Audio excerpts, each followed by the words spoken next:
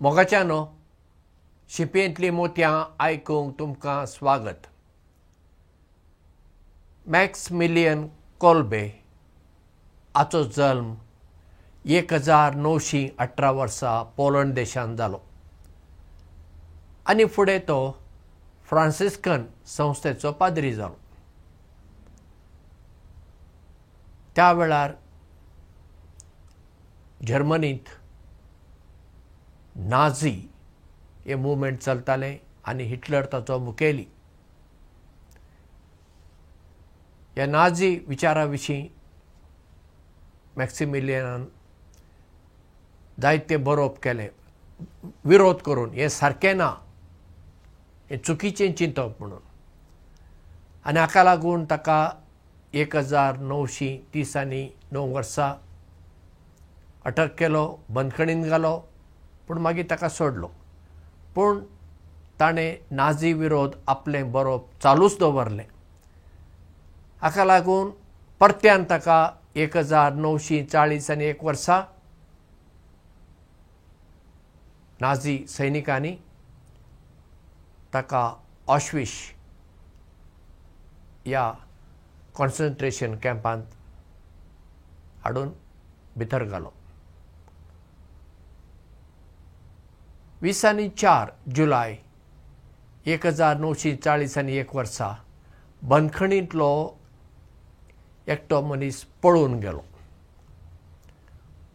आनी नाझींचो एक नेम आसलो, कोण जर भितरलो मनीस पळून वता 10 जाणांक ते कोणाकूय 10 जाणांक विंचून काडटाले आनी तांकां एका कुडांत घालताले आनी तांकां खाण जेवण उदक कांय ना, तांणी थंय उपाशी मरूंक जाय, ही शिक्षा.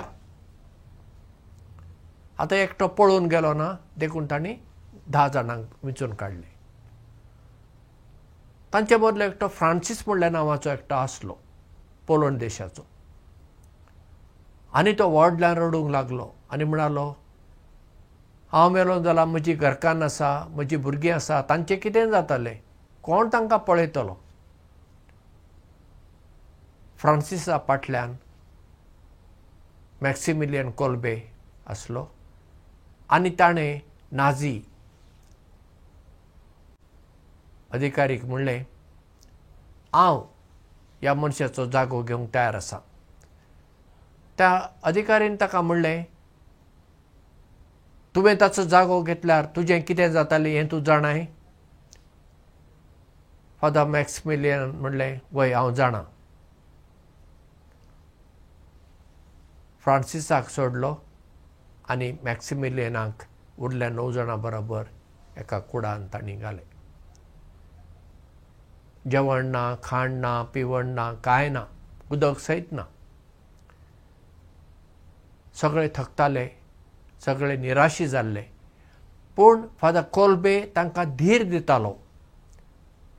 तांकां सांगतालो, हें आमचें जिवीत हांगासर सोंपना, आमचें आनी एक जिवीत आसा, पूण भियेनाकात म्हणून. अशें ताणें तांची उर्बा वाडयली. पूण इतलें आसुनूय 9 जण मनीस सोंपले. फादर कोल्बे एकटोच उरलो. आनी ज्या कुडांत तो आसलो तें कूड आनी हेर मनशांक घालूंक जाय आसलें देखून ताका तांणी विकाचें इंजेक्शन दिवन मारलो.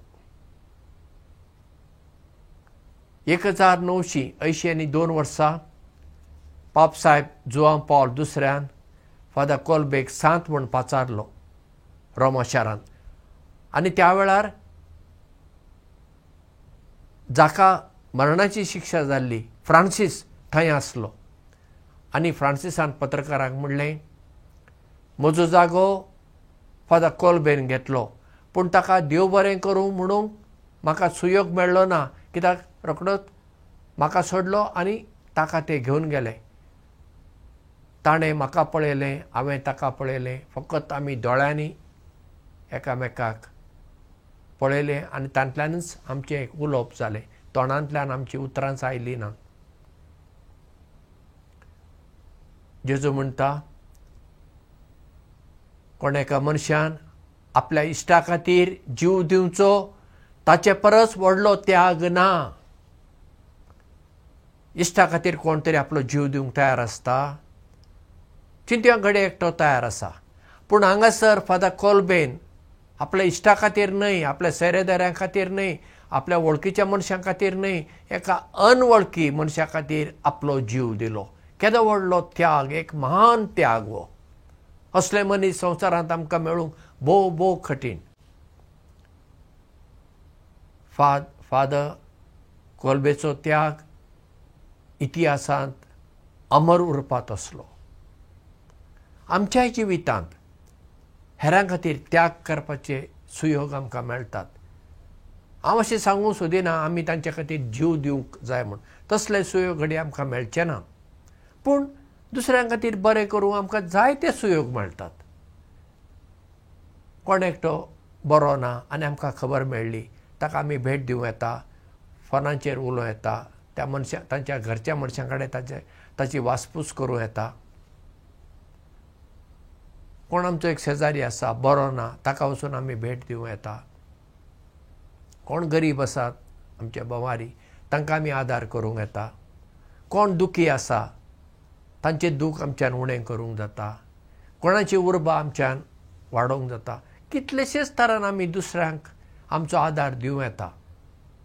आनी हो सगळो आमी करतना एका निस्वार्थी मनान करूंक जाय.